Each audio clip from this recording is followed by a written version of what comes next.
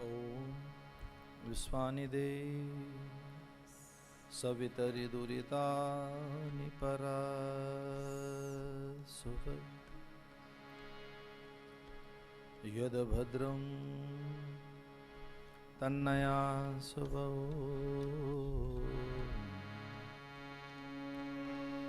शान्तिः शान्तिः शान्तिः।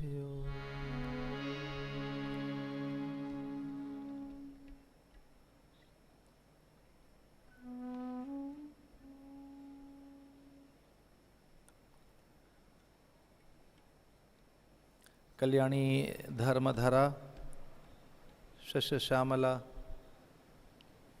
भारत माता के गौरव, भारत की कालजयी मृत्युंजयी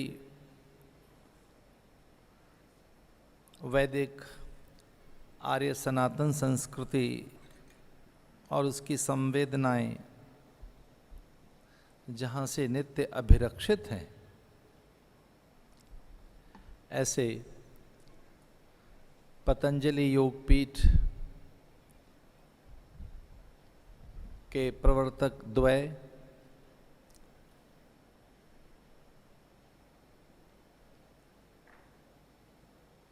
भारत की दिव्य विभूति,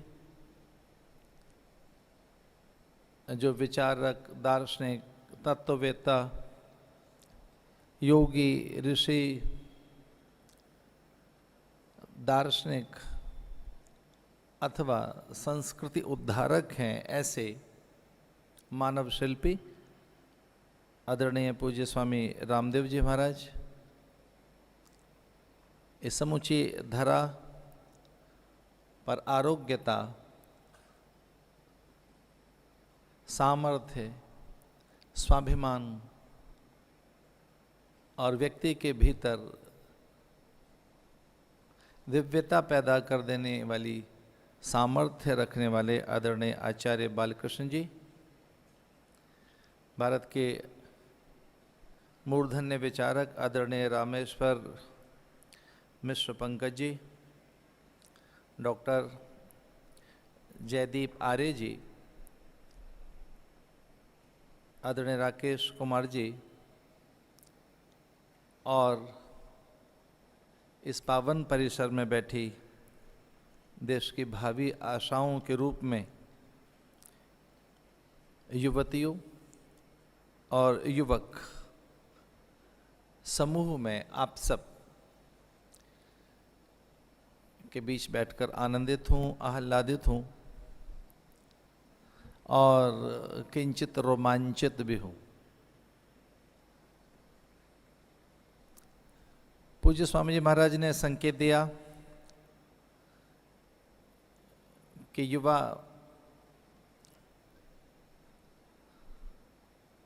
पश्चिमात्य जीवन शैली से प्रभावित होकर दिग्भ्रांत हुआ है। भारत की जीवन शैली मनुष्य को उसके स्वभाव तक रखती है, क्योंकि वह स्वाभाविक है, वह प्राकृतिक है, नैसर्गिक है और वह भगवदीय भी है। जो भारतीय जीवन शैली है वह व्यक्ति की सामर्थ्य को तो जागृत करती ही है, पर हाँ, वह उसके भीतर ईश्वरीय सत्ता को भी उद्भासित करती है, उज्जीवित करती है। तो जो एक मनुष्य के भीतर ईश्वरीय गुण हैं, भगवदीय गुण हैं, वे सब इस जीवन शैली से जागृत होते हैं। लेकिन आज पश्चिमात्य जीवन शैली का किंचित आस्वादन करने के बाद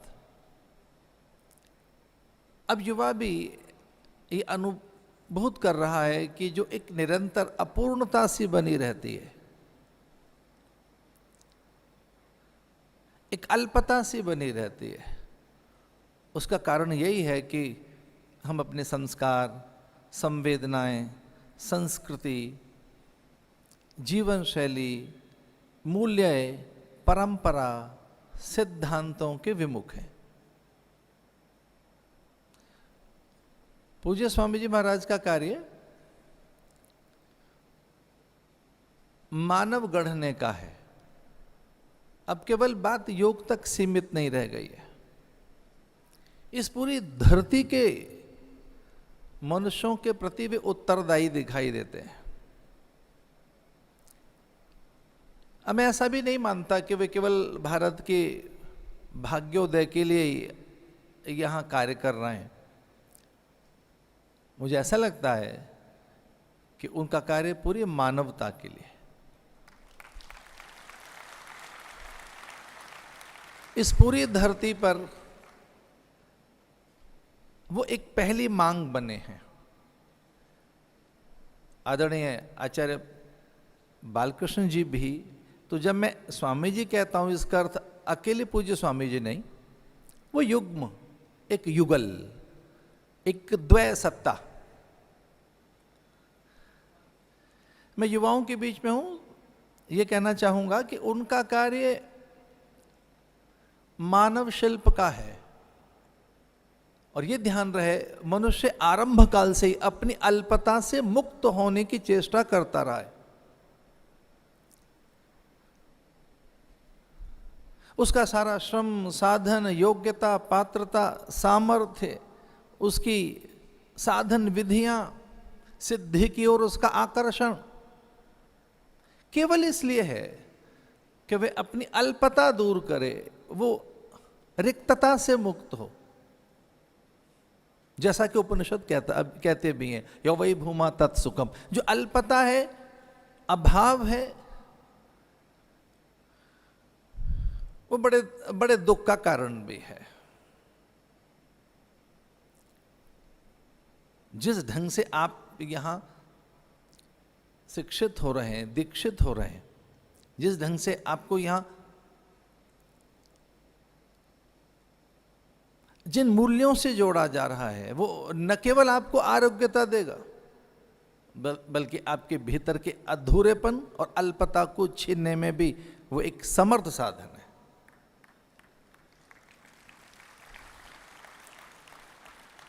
मनुष्य अंतहीन संभावनाओं से भरा हुआ है। हम सब जितने मनुष्य हैं, शास्त्रों में इसे दुर्लभता कहा गया है। भगवान शंकराचार्य ने कहा कि कोई दुर्लभ वस्तु है इस धरती पर तो वह मनुष्यता है, मानवीयता है, मानवोचित गुण है, मानवीय संवेदना है, मानवीय सत्ता है। दुर्लभो मानुषो देहो देहि नाम क्षण भंगुर। मैं बहुत ही आनंद के साथ ये बात कहना चाहूंगा कि भगवान को दुर्लभ नहीं बताया।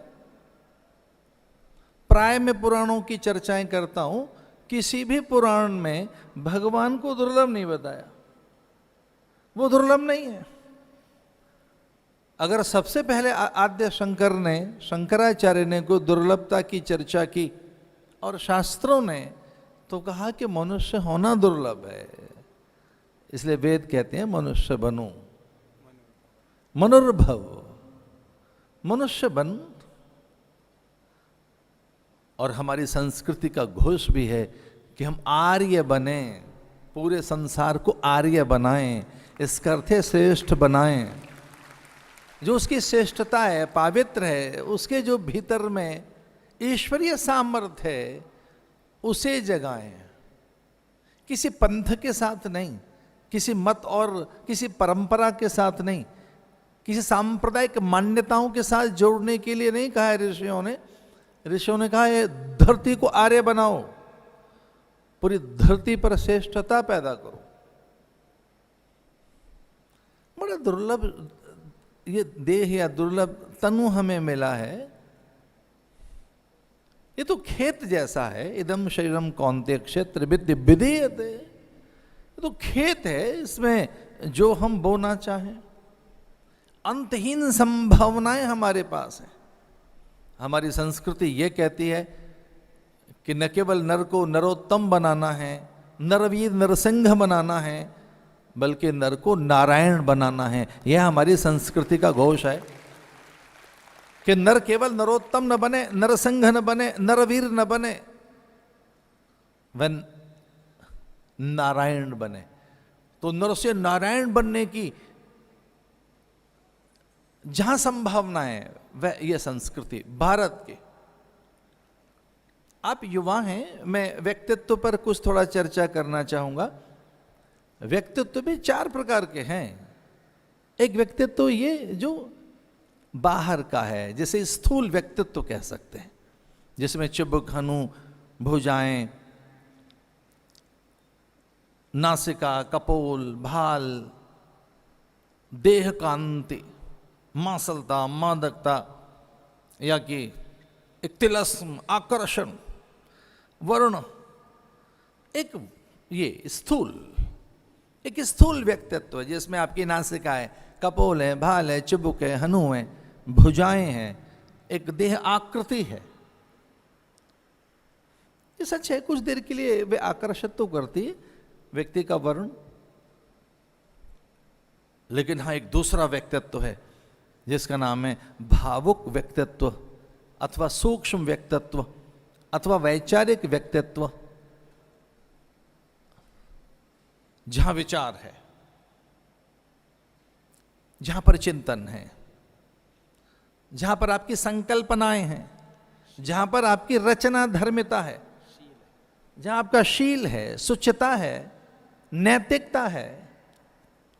एक और बात, जहां आपकी सृजनशीलता भी है। ये ध्यान रखना, हम स्वयं का उत्पाद हैं, हम अपनी सोच की फसल हैं, हम अपने विचार का परिणाम हैं, हम अपने चिंतन की फलश्रुति हैं, हम कुछ और नहीं हैं, हम अपने ही संकल्प की उपज हैं। हम जो कुछ भी हैं, ये दूसरा व्यक्तित्व है जहां पर निरंतर संकल्प, जहां से संकल्प जगता है और जिसके लिए बार बार यह संकेत किया गया कि आपके संकल्प पवित्र बने, दिव्य बने। तन्मे मना शिव संकल्प मस्तु, पहला व्यक्तित्व जिसमें देह कांति, देह आकृति। एक दूसरा है जहां पर संकल्प है, विचार है। चूंकि आप विचार की उपज है, विचार की ही ये फसल है। सच तो है कि आप अपने विचार का ही उत्पाद हैं, आप अपने संकल्प का ही एक साकार रूप है। तो अगर आपके भीतर में सकारात्मक सोच है, विधेयक चिंतन है, आपके पास में संकल्प की दृढ़ता है, आपके पास संकल्प की पवित्रता है, आपको संकल्प अच्छा करना आता है, तो चिकित्सकों का ऐसा कहना है कि देह पर भी उसका तत्काल प्रभाव आता है। तो जो एक बड़ा आकर्षण है वो विचार से आता है। एक तीसरा और व्यक्तित्व है जिसका नाम है आध्यात्मिक व्यक्तित्व। कुछ भारतीय मनोवैज्ञानिकों ने इस ढंग से कहा कि एक आध्यात्मिक व्यक्तित्व है जिसमें आप अपने स्वार्थ से उठकर परमार्थ की चिंता करते हैं, जिसमें आपको झील, जलाशय, झरने, पर्वत, नदियां, खेत खलियान, धरा की उर्वरा, अंबर की शांति की चिंता जगती है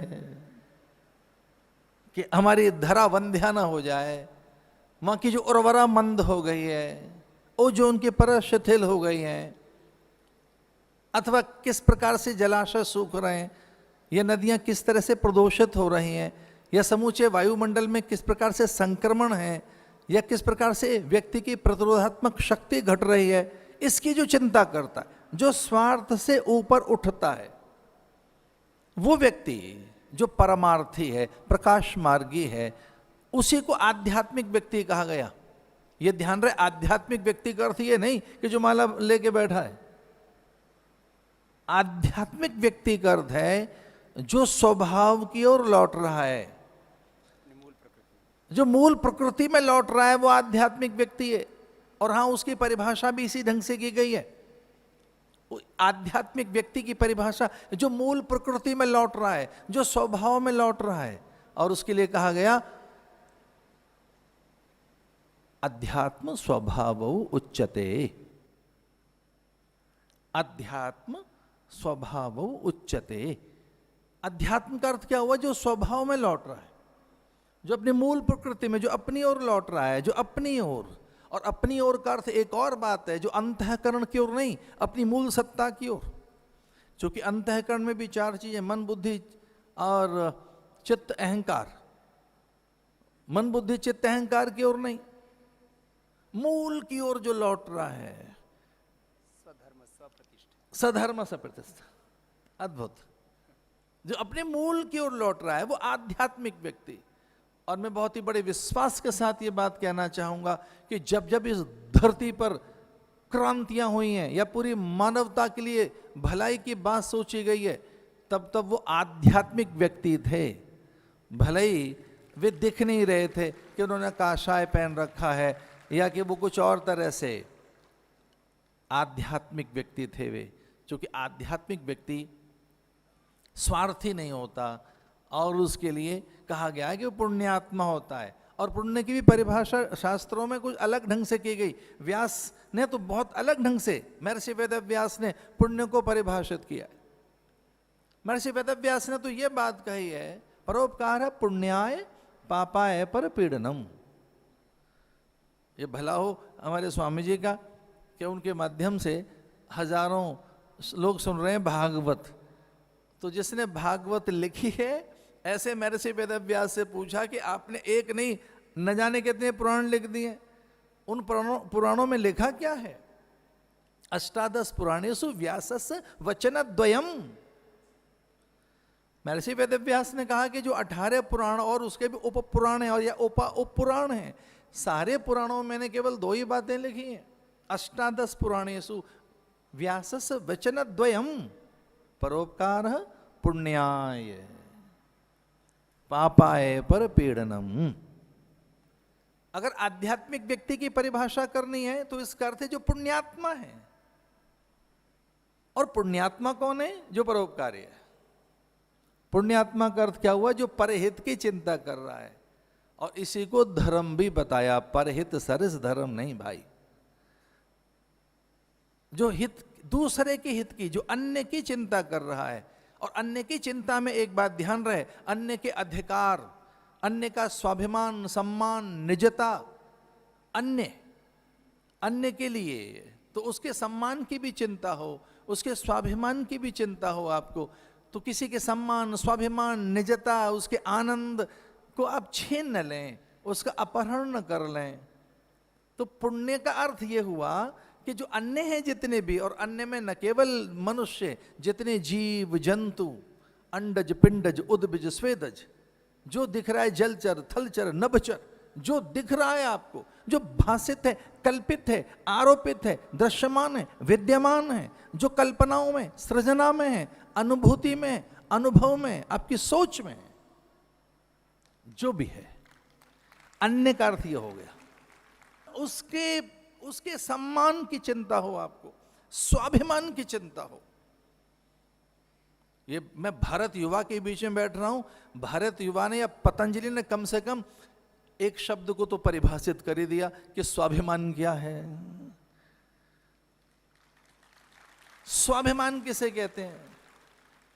भारत का स्वाभिमान। तो किसी के भी स्वाभिमान का अपहरण न कर लें, उसकी निजता का। ये पुण्य के मैं की परिभाषा कर रहा हूं। क्योंकि जो तीसरा व्यक्तित्व वो आध्यात्मिक प्राणी हो, और आध्यात्मिक प्राणी कौन? जो स्वभाव में लौट रहा है, मूल प्रकृति में लौट रहा है। और वो व्यक्ति कहां से परिभाषित होता है? पुण्य से। और ये पुण्यवान कौन है? परोपकार पुण्याय पापाय पर पीड़नम। जो अन्य को आहत न करे, व्यथित न करे, दुखित न करे, चिंतित न करे। और सच मानिए यही एक प्रकार से धीरे से अहिंसा बन जाती है। जब व्यक्ति स्वभाव में लौटता है तो ये अभ्यास फिर धीरे से अहिंसा भी बन जाएगा। अहिंसा प्रतिष्ठायाम तत्सन्निधौ वैर त्याग। करुणा वात्सल्य फिर ये करुणा बन जाएगा, ये वात्सल्य बन जाएगा, ये प्रेम बन जाएगा, मैत्री बन जाएगा। देखते देखते गंगा का, यमुना, गंडकी, कावेरी, कृष्णा, ब्रह्मपुत्र, अरे नर्मदा कहां चली गई, क्षिप्रा।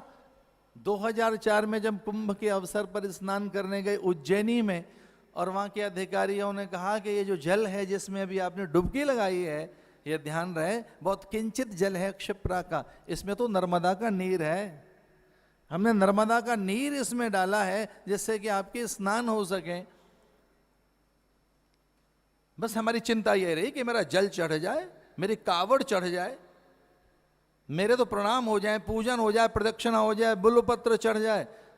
नदियों की चिंता हमने नहीं की। और मैं बहुत ही विनम्रता के साथ कह रहा हूं, यह आध्यात्मिकता नहीं है, ये स्वार्थ है। ये न परमार्थ है, न ये पूजा है, न अभिषेक है, न अर्चना की वृत्ति है, और ना ये साधना प्रवृत्तियां हैं, और ना भैया आपके भीतर में इष्ट के प्रति अनुरक्ति है, ना ये उपासक का चरित्र है। उपासक किसे कहेंगे? अभी तो यहाँ वर्ग बट गए, एक है प्रशासक वर्ग, एक है शासक वर्ग, एक है उपासक वर्ग, और तीनों ही अपने मूल्य परंपरा सिद्धांतों के प्रति उदासीन हैं। अरे भला हो महाराज जी का कि उन्होंने शंखनाद किया है।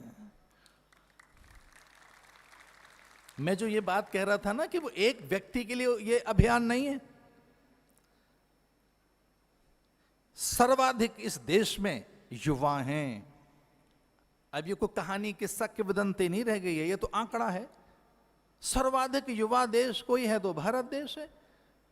तो मैं तो ये कहना चाहूंगा कि सर्वाधिक समृद्ध कोई इस धरती पर प्राणी है जो न केवल शासों का शहंशाह है, जिसके करोड़ों करोड़ों युवाओं के हृदय पर जिसका शासन है, ऐसे हमारे स्वामी जी महाराज हैं। जिसको युवा का पता लगा, जो चंद्रगुप्त को निकाल लाया था, कुछ का शायरपणी तो देने थे उसने, और क्या देना था, कुछ। और हाथ पकड़कर खींच लिया था उसने, विधवा ने, सौदामिनी नाम की महिला ने। अरे जोगड़े कहां लेकर जा रहा है मेरे बेटे को? जब विष्णुगुप्त ने एक हाथ पकड़ रखा था कि ये मेरा है, इसके संपूर्ण अंतःकरण पर मेरा अधिकार है, नियति ने मुझे यहां भेजा है, नियंता ने भेजा है, इस भारत के भाग्य को बनाने के लिए मुझे एक नेतृत्व प्रदान करने के लिए एक व्यक्ति चाहिए। और जरा कल्पना करके देखो, गडरियों का छोकरा, गडरियों का अर्थ कुछ गलत मत लेना भैया, जहाँ ये भेड़ें हैं, पशु हैं, वानर हैं, गौएं हैं, वहीं परमात्मा पैदा होता है। हमने तो ऐसा भी देखा है कि वो रहता ही पशुओं के बीच में, वो रहता ही खेत खलियानों में है। अब कल्पना करें, ये पता है स्वामी जी क्या कर रहे हैं? लीडरशिप प्रोग्राम, नेतृत्व प्रदान करना, नेतृत्व जगाना, भारत के एक एक युवा के भीतर में नेतृत्व को जगाने के लिए कि वो अपनी इंद्रियों का, स्वयं का और भारत का नेतृत्व कर सके। ये लीडरशिप प्रोग्राम कहीं और नहीं चल रहे हैं, यहीं चल रहे हैं, यहीं पर। वो हम कहीं बाहर बैठे हो इसका अर्थ ये नहीं, वो सब दिख रहा होता है कि हो क्या रहा है भारत युवा के नाम पर, युवा भारत के नाम पर नेतृत्व दिया जा रहा है, संभावनाएं गढ़ी जा रही हैं, व्यक्तित्व निर्माण किया जा रहा है। आपके भीतर केवल कार्यकर्ता नहीं जगाया जा रहा, आपके भीतर अधिकारी नहीं जगाया जा रहा है। मैं सच मानिए बड़े विश्वास के साथ कह रहा हूं, आपके भीतर एक एक व्यक्ति के भीतर शासक बनाया जा रहा है कि कभी ऐसा लगे तो पूरे देश का हम शासन करेंगे। खेत खलियानों में जाना हो, नदी के किनारे जाना हो, हिमालय जाना हो, उद्यम की दिशा में जाना हो, कहीं जाना हो। एक छोटा सा दृश्य उपस्थित कर रहा हूं, चूंकि मैं कथाकार हूं। एक छोटा सा दृश्य देखिए, एक विधवा स्त्री ने अपने बालक के हाथ पकड़ रखे हैं, उस किशोर के जिसको बाद में चंद्रगुप्त कहा गया, और एक ऋषि ने, विष्णुगुप्त ने, चाणक्य ने दूसरा हाथ पकड़ रखा है, और मां कह रही है कि ये मेरे वैधव्य अवस्था का, विधवा अवस्था का सहारा है, ऐसे मेरा सहारा छीन नहीं सकता आचार्य। तो वो कहता है नहीं, ये तेरे पास रहेगा तो केवल कुछ भेड़ें चराएगा, केवल चरवाहा बनकर रहेगा, और अगर मेरे पास आ गया तो भारत का भाग्य विधाता बनेगा, ये शासक बनेगा, मेरे संकल्प की पूर्ति करेगा। और मेरा संकल्प ऋषियों का संकल्प है देखो एक बात कभी मत भूलना, पूज्य स्वामी जी के भीतर का कोई संकल्प उनका नहीं है, ये ध्यान रहे। वो ईश्वरीय संकल्प है, वो भगवदीय संकल्प है। और मैं बहुत ही एक ऐसी बात कह रहा हूं जिसे निरंतर याद रखना, निरंतर उसे कभी मत भूल जाना। आपको हर चीज विस्मृत हो जाए पर यह कभी विस्मृत न हो जो मैं अभी बात कह रहा हूं, ये ध्यान रहे। उनका कोई भी जो कार्य है वो भगवदीय कार्य है, ईश्वरीय कार्य है। और उसके लिए कमर कस के रहिए। तो दियाय कार्याय बद्धा कटियम। तो चाणक्य कहता है कि ये मेरा संकल्प नहीं, ईश्वरीय संकल्प है, ये भगवदीय संकल्प है। वो पकड़ ढीली हो गई और उसे लेकर चल पड़ा था। एक गडरियों के बीच में से, खेत खलियानों में से एक ऐसे कहीं से एक निकाल लिया बालक, और चाणक्य ने उस पर श्रम किया।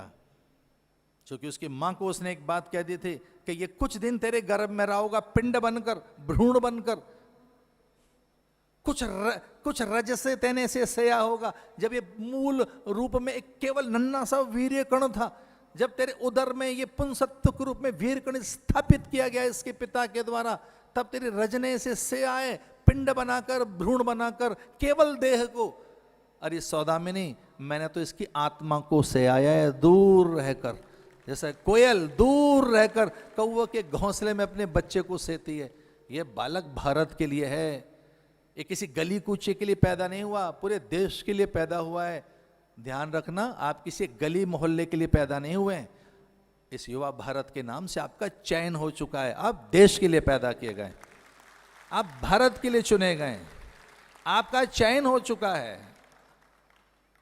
आप किसी और बात के लिए पैदा हुए हैं, किसी छोटे से कार्य के लिए आप पैदा नहीं हुए। तो जिस दिन हमें यह पता लग जाए कि हमें सत्यशील के लिए पैदा किया गया है, नैतिकता की रक्षा के लिए हमें इसलिए पैदा किया गया है कि हम मूल्यों की, परंपराओं की, नीतियों की, सिद्धांतों की रक्षा करेंगे, तब ध्यान रखना तीसरा व्यक्तित्व जगता है और उसका नाम है आध्यात्मिक व्यक्तित्व। और तब व्यक्ति सत्कर्मों में लग जाता है, शुभ कर्मों में लग जाता है, पुण्य कर्म में लग जाता है। फिर उसका स्वार्थ भी परमार्थ बन जाता है। फिर सारी नदियां, सारे पर्वत हमें अपने से दिखने लगते हैं। फिर किसी एक नदी की चिंता नहीं होगी।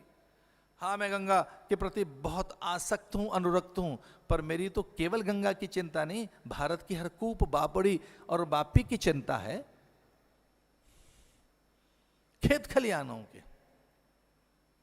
भैया एक चौथा व्यक्तित्व और है, आध्यात्मिक व्यक्तित्व के इतर एक चौथा और है, और उसका नाम है मूल व्यक्तित्व, आत्म व्यक्तित्व, जिसमें आप स्वयं हैं, जिसमें आपकी सत्ता है, जिसमें आपका स्वरूप है, जिसमें आपकी निजता है, जिसमें आपका अस्तित्व है।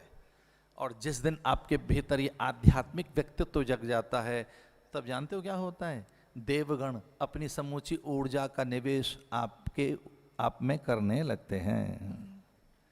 फिर देव आप में जगने लगते हैं, फिर ईश्वर आपके आप में जगने लगता है। आध्यात्मिक व्यक्तित्व आपका जगा कि आप में ईश्वरीय व्यक्तित्व जग जाएगा, और फिर आपके कार्य अद्भुत होंगे, फिर अधिक श्रम नहीं करना पड़ेगा। इसी गली से तो हम निकलते रहे होंगे 2 दशक पहले, यहीं से कौन जानता था 2 दशक पहले, 1.5 दशक पहले जब हमारी गाड़ी यहाँ से निकलती थी, कुछ धीरे धीरे तो हलचल शुरू हुई थी। कुछ वो हलचल यहाँ हल्की सी दिखाई दी, केवल भवन के रूप में नहीं। पूज्य स्वामी जी ने अब भवन नहीं बनाए, उन्होंने भारत को स्वाभिमान, सम्मान, समृद्धि, स्वास्थ्य, पावित्र, नैतिकता देने का संकल्प यहाँ किया है। 2 दशक पहले जब मेरी गाड़ी यहाँ से निकलती थी, मैं कल्पना नहीं कर सकता था कि यहाँ क्या हुआ है। हो सकता है कहीं किसी व्यूह रचना में कहीं शिथिलता रही हो, या कहीं दूर सा दिख रहा हूं मैं, या कभी ऐसा रहा हो कि वो जहाँ व्यूह रचना हुई है, तुमुल ध्वनि, दुंदुभियाँ बज गई हैं, कि जब नगाड़े बज गए हैं, कि जब जय घोष हो गया है, कि जब निकल पड़ी है समूची आध्यात्मिक सत्ता भिड़ने के लिए निशाचरों से, तब हो सकता है कि मेरा रथ कहीं दूर किनारे खड़ा रहा हो, लेकिन सच मानिए मेरी ऊर्जा इसी प्रांगण में थी, मेरा उत्साह यहीं कहीं था, मेरी मानसिक संवेदना यहीं कहीं थी। ऐसा हो नहीं सकता कि आप धर्म युद्ध में निकलें और ईश्वर आपका साथ न दे। तो मैं चौथे व्यक्तित्व की बात कहना चाह रहा था कि जब आध्यात्मिक व्यक्तित्व जगता है तब आप में धर्म सत्ता आती है, फिर आप में ईश्वरीय सत्ता आती है, तब आपके भीतर में समूचे देव अनुग्रह करने के लिए उत्सुक हो जाते हैं। इस धरती पर प्राणियों को 4 वर्गों में जोड़कर देखें, पहला है जड़ वर्ग, दूसरा है पशु वर्ग, तीसरा है वनस्पतियों का, चौथा मनुष्यों का। अगर इस तरह से वर्गीकरण करके देखें तो केवल एक ही ऐसा व्यक्ति है मनुष्य जो चारों वर्गों का पोषण कर सकता है, चारों का। यहां युवा भारत के नाम पर आपके भीतर की सामर्थ्य को जगाया जा रहा है। महाराज जी बिल्कुल ठीक कह रहे थे कि जो भारत का युवा है उसको तो एक भूत है, ब्रांडेड भूत, गुची, कार्टियर, वर्साचे, रोलेक्स, मॉन्ट ब्लैंक, वो तो उसमें उलझा हुआ है। और जब आपका पेन का ऊपर का लोगो देखकर, आपकी घड़ी देखकर, बैग देखकर किस तरह से लूटा गया है भारत को ब्रांड के नाम पर, किस तरह से वो आलू यहाँ का, चिप्स यहाँ की वहाँ गई, कोई हिम्मत नहीं कर सकता था मल्टीनेशनल कंपनियों के लिए, कोई बात सांस नहीं निकाल सकता था। महाराज जी ने पूरे देश में बताया, अभी तो हजारों मठों में जहाँ कोका कोला कभी गलती से आ भी जाता था वहाँ ऐसा सन्नाटा है कि वो दूर सिकंजी, ठंडाई, छाछ, रस, तक्र, छाछ, मट्ठा, इस पर महाराज जी का फिर से ध्यान गया। महाराज जी ने न केवल या युगल, ये द्वय सत्ता जो मेरे पास बैठी है, दोनों इन्होंने आरोग्यता दी है, देश के स्वाभिमान को खड़ा किया है। एक ऐसी छोटी सी बात कह रहा था मैं इसको, यहाँ कुछ छोटे युवक हैं, युवतियां हैं, तरुण हैं, तरुणियां हैं, किशोर हैं, किशोरियां हैं, किंचित प्रौढ़ भी दिखाई दे रहे हैं कहीं कहीं, हाँ बड़े बूढ़े तो नहीं दिखाई दे रहे, 1-2 प्रौढ़ भी दिख रहे हैं, 1-2। बस मैं ये कहना चाह रहा था कि भारत के योगी के संकल्प का चमत्कार देख लो कि किस प्रकार से व्यवस्था और सत्ता का परिवर्तन हुआ है। इसे जब भारत का कोई योगी संकल्प करता है तब परिवर्तन होता है, न केवल परिवर्तन तो बहुत छोटी चीज है, रूपांतरण होता है।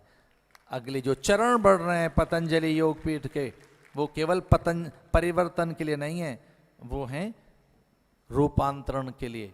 और ये देखिए, ये जो मैंने 2 दशक बताए कि जब यहाँ से हम निकलते तो सन्नाटा सा होता था, यहाँ खेत खलियान थे कि यहाँ किस तरह से क्या हो गया है। आने वाले 10 वर्षों में मैं इस स्पीड से भविष्यवाणी नहीं कर रहा हूं, जो दिख रहा है वो बता रहा हूं। और इस तरह से कोई अंधा न देखे तो बात अलग है। 10 वर्षों के अंदर पूरे संसार में पतंजलि के उत्पाद होंगे, न केवल भारत में, पूरे संसार में। चूंकि वो स्वास्थ्य के लिए होंगे, वो मानसिकता को ठीक करने के लिए होंगे। आप कल्पना कर सकते हैं 1 ट्रिलियन सेल्स लिए हम घूम रहे हैं। The body has the trillions of trillion cells, the trillions of trillions, 3 trillion cells.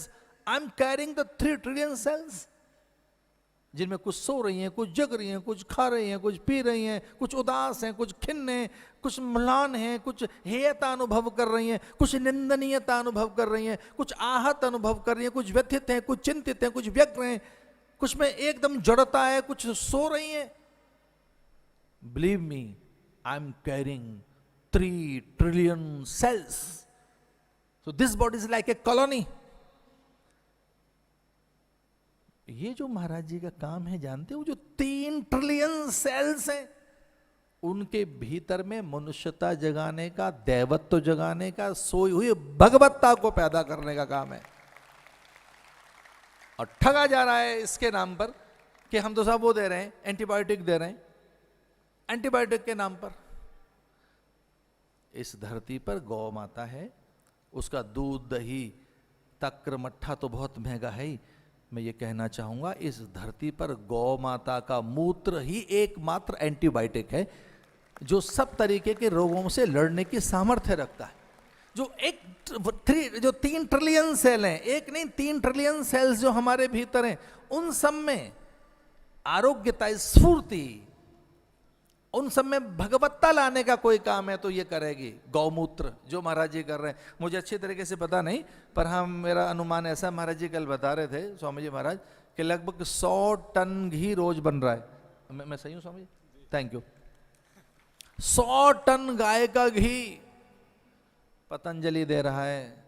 अरे भारतवासियों, अपनी मानसिकता को स्वस्थ रखना हो तो घी लिया करो। मैं कोई प्रचार नहीं कर रहा हूं, क्योंकि मैं स्वयं वर्षों से गाय के घी के साथ हूं। उससे क्या होगा जानते हो आप? म्लानता, हेयता, आवेश, उत्तेजना, व्यग्रता सब खो जाएगी इस पूरे संसार में। देखिए, चौंक मत जाना, अमेरिका में हर तीसरा व्यक्ति आत्मघाती प्रवृत्तियों से घिरा हुआ है। तीसरा व्यक्ति, उनके आंकड़े नहीं है, हमारे नहीं है, ये उनके आंकड़े हैं कि हर तीसरा व्यक्ति अमेरिका में, जो अमेरिकन हैं, क्यों ऐसा क्यों है? वो सुअर का मांस खा रहे हैं, गाय का मांस खा रहे हैं। आप जानते हो अकेले अमेरिका में एक साल में कितना अन्न उगाया जाता है? अकेले अमेरिका में मक्का इसलिए उगाई जाती है, और वो अकेले एक साल की अमेरिका की मक्का को संभाल के रख लिया जाए, उनकी फसल को, तो वो 10 साल तक अमेरिकन अगर अपने दाने को, अपने अनाज को संभाल के रख लें तो 10 साल तक के लिए उनके पास अन्न है। लेकिन उनका बावरापन देखो, देखिए, वो क्यों मक्का उगाते हैं? अमेरिका में मक्का किस लिए उगाई जा रही है? एक साल में मक्की इसलिए उगाते हैं कि 10 साल तक खाई जा सके। क्यों उगा रहे हैं? कि गाय को खिलानी है, फिर बाद में गाय को काट के खाना है, और उस पे 400 खरब लीटर पानी जो 15 साल के लिए बचाया जा सके। तो ऐसा अमेरिका हमें ज्ञान देगा, वो हमारे गुरु बनेंगे, वो हमारे लिए आदर्श बनेगा। लेकिन हाँ, इस भारत के युवा का अगर कोई आकर्षण है तो वो मैनहट्टन है, शिकागो है, लॉस एंजलिस है, बर्कले है, सैनोजे है, बेरिया है, बॉस्टन है, स्टैनफोर्ड है, हार्वर्ड है। बस मुझे आपसे कहना था कि जिस ढंग से महाराज जी का ये अभियान है, सच मानिए यहाँ विश्वविद्यालय बनेंगे यहाँ पर, और पश्चिम के लोग यहाँ पढ़ने आएंगे। आप निकलें भारत युवा के नाम से, पूरे देश में ये जगहें, अलग जगहें। मैं कभी जरूर बात करूंगा ब्रांड की, जरूर। लेकिन हाँ, गाय की एक छोटी सी बात कहना चाहता हूँ। महाराज जी निरंतर, वो बहुत बार महाराज जी ने मंत्र बोला होगा, और वो मंत्र इस ढंग से है वेद का, गंधद्वारा दुरादर्शाम नित्य पुष्टाम करीषणीम ईश्वरीम सर्वभूतानाम तामी होपवेशयम। इसमें जो करीषणीम शब्द है, ये गाय के गोबर की झिल्ली को कहते हैं, जो करीषणीम शब्द है।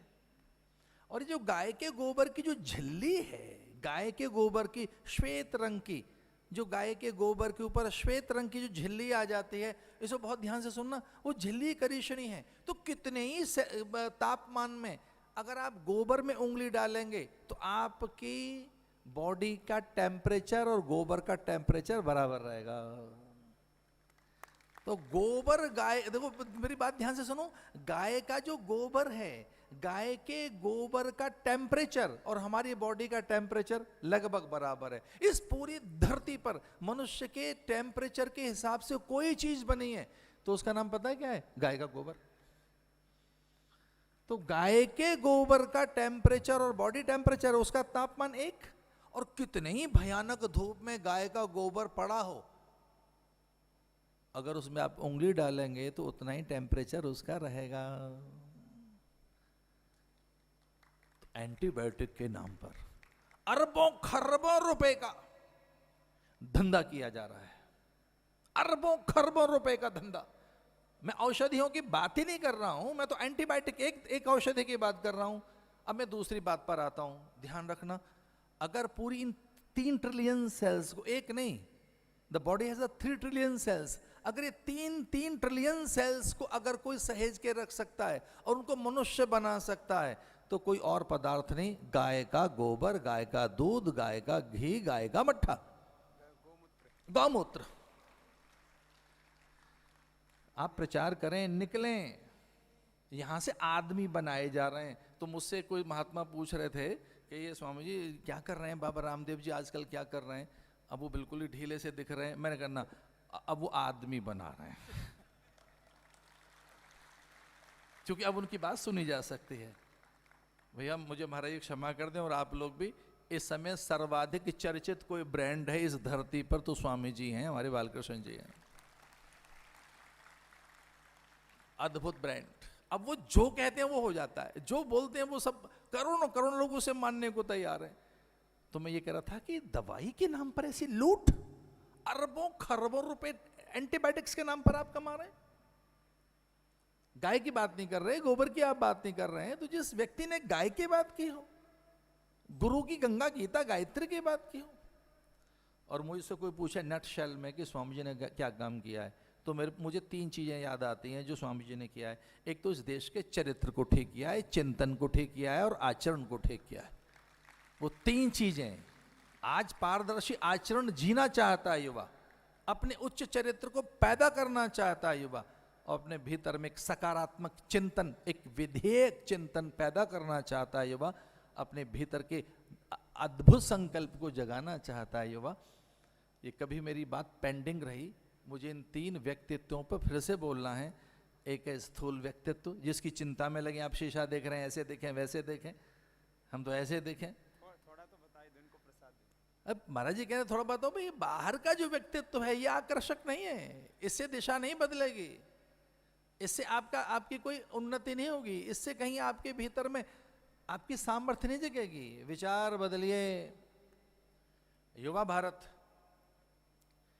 के अभियान का एक मैं हिस्सा बनकर यहाँ आया हूँ। मुझे ऐसा विश्वास है कि ये युवा भारत जो है लोक कल्याणकारी कार्य है, और ये किसी एक लोक के लिए नहीं है। हमने तो इस तरह से गीत गाए, लोका समस्ता सुखनो भवन्तु।